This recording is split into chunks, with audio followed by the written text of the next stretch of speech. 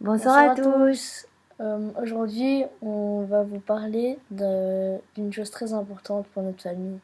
Mais avant ça, on va se plonger totalement dans ta divine volonté, Jésus. On peut faire un Et signe de croix pour ouais, commencer. Au nom du Père qui m'a créé, du Fils qui m'a sauvé et du Saint-Esprit qui esprit. me sanctifie. Amen. Amen. Euh, Donc eh Jésus, ben, viens tout faire en nous ouais. et viens parler à travers notre bouche pour vraiment que ce soit tes mots qui viennent toucher le cœur des personnes qui vont regarder. Ce qu'on voulait vous parler, c'était du scapulaire Notre-Dame du Notre-Dame Mont-Carmel, du Mont-Carmel. Et un côté, il y a le le cœur sacré de Jésus. Sacré-Cœur de Jésus. Et de l'autre côté, il y a Marie qui porte l'enfant Enfant Jésus. Jésus. Et vraiment, tu peux dire un peu en quoi ça protège, enfin, ça protège vraiment des forces du mal, quoi. C'est vraiment comme un bouclier, comme une armure. Et donc, on va vous raconter un peu l'histoire de ce scapulaire et voilà ce que la Vierge nous invite la Vierge nous invite à le porter et voilà, attribue à ce scapulaire, donne plein de promesses et pour tous ceux qui le porteront. Eh bien, nous avons Simon Stock, donc un religieux du XIIe siècle.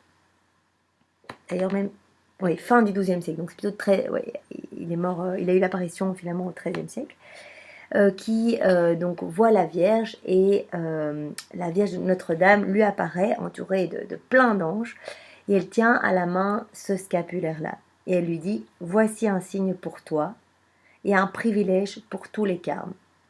Celui qui mourra dans cet habit, elle parle vraiment d'un habit, d'une protection comme un bouclier, sera préservé des flammes éternelles. Et hop, elle lui remet le scapulaire. Alors les siècles passent et énormément de saints portent le scapulaire, vouent une dévotion à Notre-Dame du Mont-Carmel. Le pape Innocent IV rajoute, parce qu'il a eu aussi une vision de la Vierge du Mont-Carmel, que quiconque mourra avec le signe de l'ordre, donc le scapulaire, eh bien, sera lui aussi libéré des flammes de l'enfer, mais aussi des flammes du purgatoire, donc que les portes du paradis s'ouvriront. Alors il y a beaucoup de saints comme Saint Robert Bellarmine, Charles Borromée, Alphonse de Liguori, Jean Bosco, Bernardino Soubirous et la plupart des papes des 3 derniers siècles, en particulier Jean-Paul II, qui ont porté ce scapulaire et qui en ont parlé et qui ont insisté vraiment pour que les personnes le portent. Alors le pape Jean XXII donc, aurait accordé au XIVe siècle, donc en 1317, après avoir reçu une vision de la bienheureuse reine du Carmel. Vraiment, il aurait accordé un certain crédit à ce scapulaire et il aurait précisé vraiment que la Vierge promettait au Saint-Père de délivrer du purgatoire le samedi après leur mort tous ceux qui porteraient son scapulaire. Eh bien, après, nous avons Saint Jean de la Croix qui en a beaucoup parlé, Sainte Thérèse d'Avila également, etc. Donc, tout le monde dit que c'est une sorte d'indulgence plénière, donc une libération totale de l'âme qui prendrait effet au plus tard, donc le samedi qui suit la mort de la personne qui porte le scapulaire. Alors, ce qui est étonnant aussi, c'est lors des apparitions de Fatima, eh bien, la dernière apparition qui a eu lieu, donc en 1917, c'était Notre-Dame du Mont-Carmel qui est apparue avec le scapulaire. Et donc on a demandé à Lucie, mais pourquoi est-ce qu'elle portait le scapulaire? Et elle a tout simplement répondu, parce que Notre-Dame désire, et elle a précisé, que tout le monde porte le saint scapulaire. C'est vraiment un, un bouclier qu'elle nous donne en cadeau pour être protégé vraiment des forces du mal. Alors justement, il y avait un petit passage ici. Voilà. Ce que les démons ne supportent pas.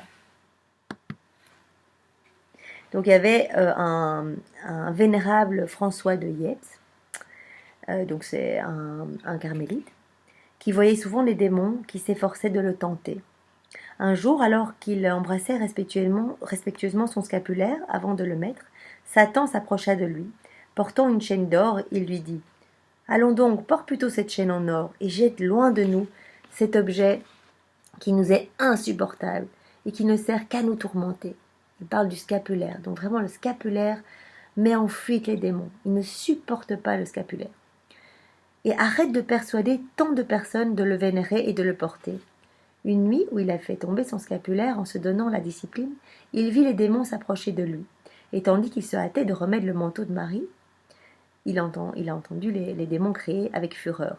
Enlève, enlève cet habit qui nous fait perdre tant d'âmes, car elle nous échappe, celle qui en étant revêtue meurt pieusement. François de Yeps leur fit avouer que 3 choses les tourmentaient et leur échappaient et leur étaient insupportables. Le nom de Jésus, le nom de Marie et le scapulaire du Carmel. Donc il y a vraiment 3 choses qui sont insupportables pour les démons. Mais quand on prononce le nom de Marie, donc voilà, on est un petit peu dans les difficultés, dans les tentations, dans les péchés, on prononce le nom de Marie et les démons s'enfuient, ils ont horreur de ça, le nom de Jésus évidemment, et lorsqu'ils voient le scapulaire. Donc ça vaut vraiment la peine de porter son scapulaire pour être protégé et pour vraiment mettre en fuite les démons. Alors, il y avait encore un autre passage que je trouvais intéressant ici. Le scapulaire, donc c'est le pape Pie XII qui a dit ceci. Eh bien, le scapulaire vraiment sert à aider les âmes à parvenir à la vie éternelle, à les sauver de l'enfer en les unissant à l'ordre du Carmel dont la Vierge est la reine. Le scapulaire, comme vêtement de la Vierge, est le signe et le gage de la protection de la Mère de Dieu. Combien d'âmes, en des circonstances humainement désespérées, ont dû leur suprême conversion et leur salut éternel au scapulaire dont ils étaient revêtus. Combien aussi, dans les dangers du corps et de l'âme, ont senti grâce à lui la protection maternelle de Marie. Eh bien oui, donc nous avons un petit livret ici avec de nombreux exemples où des âmes ont été vraiment secourues, des personnes ont été sauvées, même lorsque des personnes venaient tirer à bout portant sur elles, et bien là-bas elles glissaient le long du scapulaire et elles étaient vraiment protégées. Et puis d'autres qui probablement c'était leur dernière heure, mais elles ont été vraiment aidées par Marie pour mourir dans de bonnes dispositions, vraiment avoir une bonne et sainte mort. Elles ont eu l'occasion de se confesser juste avant leur mort ou d'avoir vraiment le dernier sacrement donné aux malades, etc. Même une personne qui avait traversé et qui s'était fait écraser par un train et qui avait été littéralement coupée en deux, eh bien, était restée miraculeusement en vie encore quelques heures et avait pu faire appel à un prêtre et confesser toute sa vie. Et vraiment, le livre en est plein, des centaines d'exemples de personnes qui ont pu mourir dans de saintes dispositions. Donc la Vierge va vraiment veiller lorsque nous mettons toute notre confiance en elle. En fait, c'est un acte de foi. Porter ce scapulaire, c'est vraiment dire, voilà, Marie, on a confiance en toi, on te confie notre âme, et le fait de porter ce scapulaire, ça veut vraiment dire qu'on te demande la protection. Eh bien, Marie est intervenue dans tous ces exemples pour que l'âme soit préservée et que la personne meure dans de tellement bonnes dispositions que cette âme a pu directement aller au paradis, puisque c'était sa promesse. Marie n'a qu'une parole, et donc c'est magnifique. Alors que Jésus dit, voilà, la voie pour entrer au paradis est étroite et large et spacieux est le chemin qui conduit à la perdition, et beaucoup le prennent. Eh bien, la Vierge Marie fait à Saint Simon Stock et lors de ses visions à plusieurs autres saints et plusieurs autres papes, une promesse exceptionnelle, vraiment, celle de s'engager à ouvrir la porte du ciel à ceux qui mourront revêtus de son scapulaire. Ils seront donc préservés du feu éternel, la Sainte Vierge ne permettant pas qu'ils meurent en état de péché grave. Cette assurance du salut éternel est un bienfait incomparable. Notre Seigneur Jésus-Christ nous en montre l'importance lorsqu'il dit à quoi ça sert à l'homme de gagner le monde entier s'il vient à perdre son âme. Donc vraiment, Marie va protéger toutes les âmes qui portent ce vêtement, vraiment qui mettent leur confiance en elle. Et ce mois-ci, c'est vraiment le mois qui est consacré à Marie. Le mois de mai, c'est vraiment le mois de Marie. Eh bien, procurez-vous un petit scapulaire. Voilà, on en trouve partout. Et puis, il faut aller demander à un prêtre de vous le placer. Alors, il y a une petite prière particulière que vous pouvez trouver sur Internet, sinon je pourrais éventuellement la noter dans les annotations. Et une fois que le scapulaire est placé, vous pouvez même le remplacer. Moi, vous voyez, j'ai une petite médaille. Alors, Voilà, c'est vrai que c'est mieux le scapulaire, mais j'ai la même chose en médaille. Et voilà, enfin, ça vaut la peine, quoi. Ne quittez pas après votre scapulaire, c'est un vêtement de salut. C'est vraiment ça. Il symbolise la chute originelle de l'homme déchu de la grâce, donc Adam, et la possibilité pour lui de revêtir une gloire perdue. Eh bien, c'est par notre foi, Marie nous donne la possibilité de nous revêtir de nouveau de la gloire que nous avons perdue, de nous laver de la faute, et par notre foi, elle vient nous réouvrir les portes du paradis, qui bien sûr nous sont ouvertes par la mort de Jésus, etc., et qui a gagné notre salut. Mais vous savez bien que par notre volonté propre, on chute, et on repère notre salut, en nous enfermant dans les péchés du monde, et en fermant notre cœur à la grâce, aux inspirations, etc. Eh bien, notre âme se perd. Notre âme se perd parce que finalement, on est tellement habitué à vivre sans Dieu qu'au moment de notre mort, probablement, on va dire, c'est quoi cette lumière trop pure qui vient éclairer toute la puanteur de mes péchés, et tout seul, probablement on se détourne de Dieu. Eh bien, le fait de toute sa vie avoir dit, voilà, Marie, je mets toute ma confiance en toi, et toi-même, tu vas venir m'apporter dans les bras de ton Fils au moment de ma mort, eh bien, ce gage de foi, elle va déjà venir au moment de notre mort nous chercher, et elle fera tout pour que notre âme soit dans de bonnes dispositions. Et c'est vraiment ça qui est important, ne pas mourir en état de péché mortel. Voilà, essayer d'être toujours bien propre pour le moment au moment où on va rencontrer notre Sauveur. C'est vraiment, elle dit, c'est comme le fils prodigue à son retour, qui a été revêtu par son père de la plus belle robe, qui était vraiment le signe du pardon. Le scapulaire est lui aussi un vêtement de salut, une cuirasse et un bouclier spirituel, une robe d'innocence dont nous revêt la mère de Dieu. L'habit est un signe d'appartenance de celui qui le porte à la personne de qui il l'a reçu, donc ici de Marie, et en retour de la protection de cette personne. Le scapulaire manifeste donc de la part de celui qui le porte la consécration. C'est vraiment une consécration. Vous voyez, quand nous faisons la consécration à Marie ou à Saint Joseph ou à Saint Michel, c'est vraiment un moment que nous prenons pour donner notre vie. Donc voilà, c'est un signe qui te montre, Marie, que je te consacre ma vie, que je te fais confiance. C'est un signe de consécration et d'appartenance volontaire à Marie. Et de la part de notre Dame, l'engagement à secourir celui qui le porte en toute occasion, particulièrement à l'heure de la mort. Et vraiment, Saint Louis-Marie Grignon va dans ce sens. Saint Louis-Marie Grignon de Montfort, quand il parle de la consécration à Marie, vous voyez la petite prière que je vous ai déjà faite, où vraiment le matin on donne notre vie à Marie, eh bien lui aussi parle vraiment de ce scapulaire en disant ça doit être indissociable avec la prière. Donc vraiment tous ces saints qui ont porté ce scapulaire, je trouve ça déjà une invitation aussi à prendre la voie de la sainteté en faisant confiance à Marie. Et alors, ce qui est intéressant aussi, c'est qu'il y a plusieurs saints. Par exemple, saint Alphonse de Liguori a été enterré avec son scapulaire. Et voilà, et après des années, voilà, ils ont rouvert sa tombe pour le procès de canonisation, de béatification. Et en fait, donc tout cet événement avait été rongé par les vers, etc. Son corps évidemment aussi, mais il restait le scapulaire intact, donc vraiment imputrescible. Et c'est arrivé pour d'autres saints. Tout comme par exemple une maison qui avait tout un quartier qui avait pris feu, vraiment c'était épouvantable.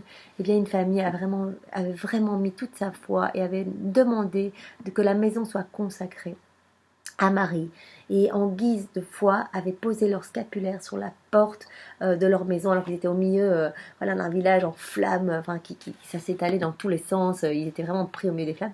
Eh bien la maison a été complètement préservée et intacte. Vraiment, le feu s'est arrêté à la porte. Et il y a comme ça des dizaines et des dizaines d'exemples des personnes qui se retrouvaient, on leur avait tiré dessus à bout portant, et la balle avait glissé sur le scapulaire, ou des soldats qui miraculeusement n'étaient pas morts alors qu'une bombe avait explosé dans leur tranchée, etc.